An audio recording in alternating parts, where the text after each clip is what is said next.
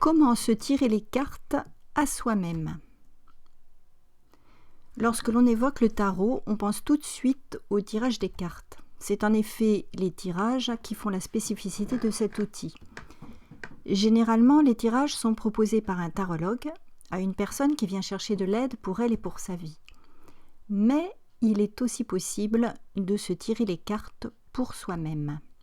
Pourquoi se tirer les cartes? Certainement pour des tas de raisons. Nous allons en voir 3. Bonjour, je suis Hélène Poiseau, psychologue, coach et tarologue, et j'utilise le tarot de Marseille pour accompagner les personnes lors d'une psychothérapie, d'un coaching ou d'une séance ponctuelle. Alors, on peut se tirer les cartes pour sa vie concrète.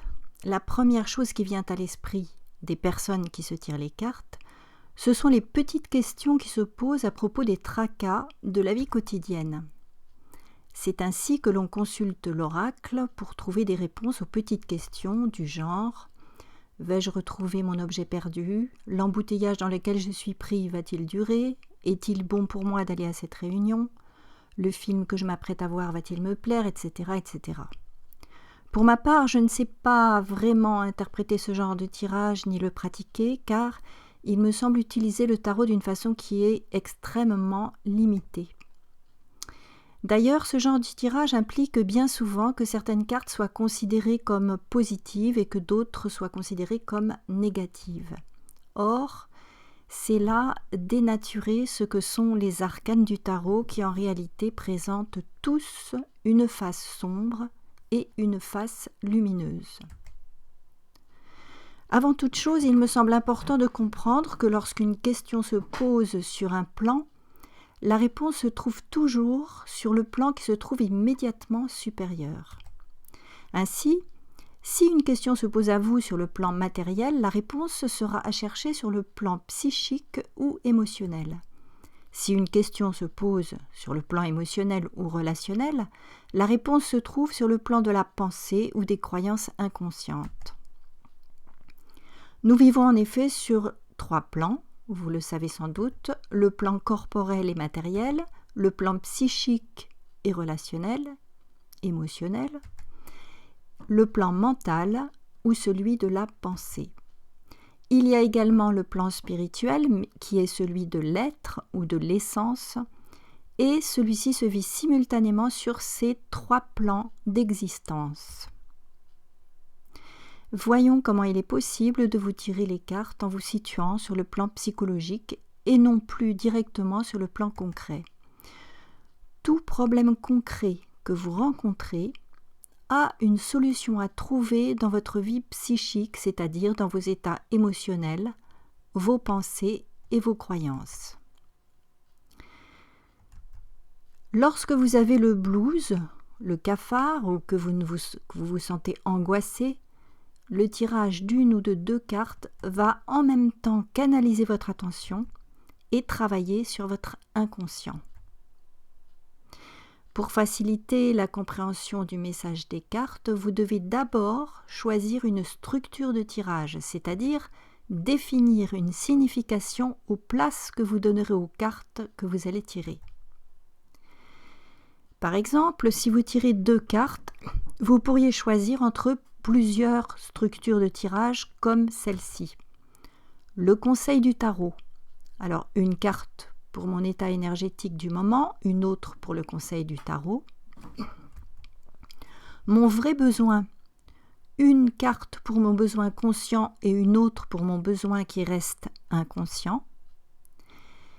Mon énergie, une pour ce qui bloque mon énergie en ce moment et une pour ce qui va la stimuler.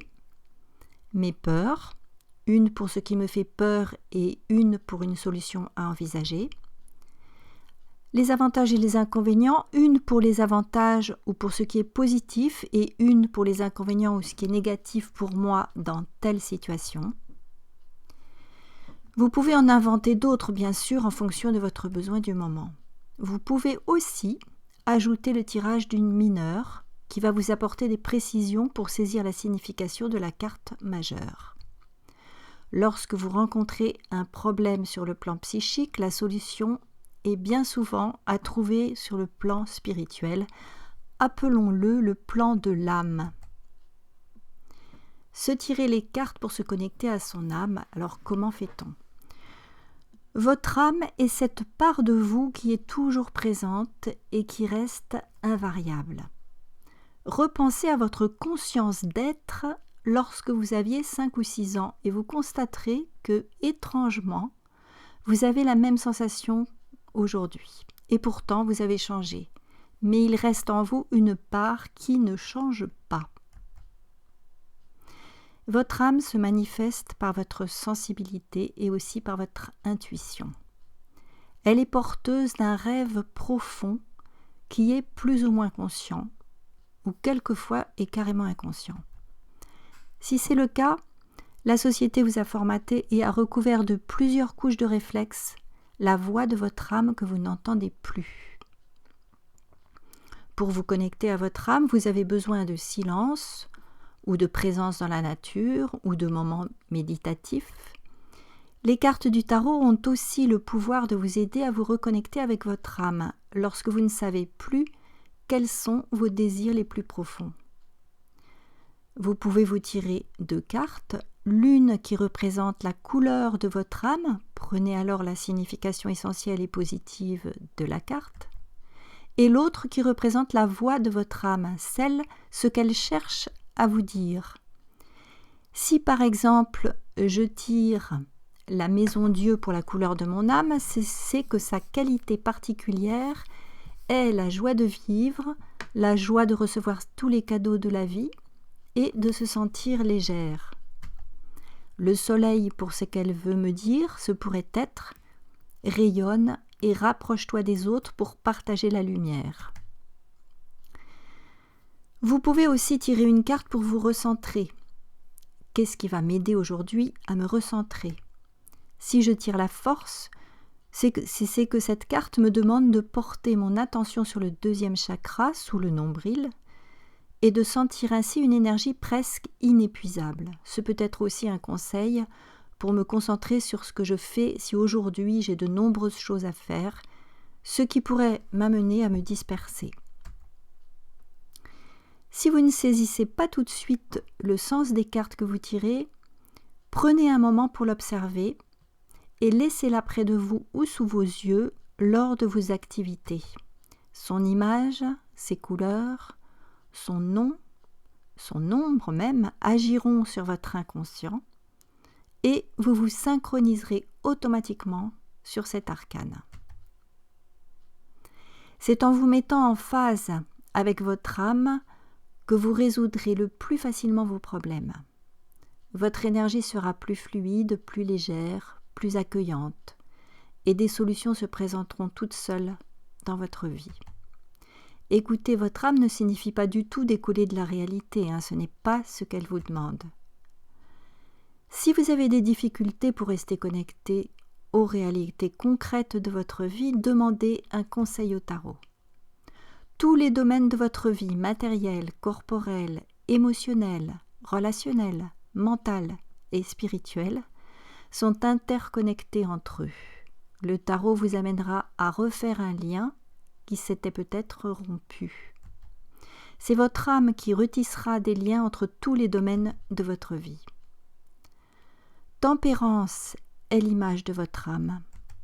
Elle n'a pas d'article défini, elle n'est donc pas définie. Elle fait circuler des vibrations entre ces 2 jarres et vous aide à élever vos vibrations. Elle a des ailes et vole pour communiquer entre le monde des formes où nous menons notre existence et le monde sans forme d'où nous venons.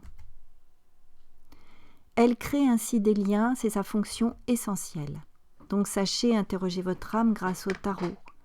En vous alignant sur elle, vos préoccupations se dissiperont et vos problèmes trouveront leur solution.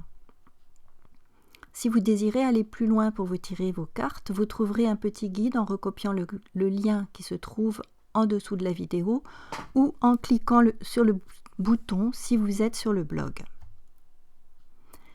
Merci de m'avoir écouté jusqu'ici.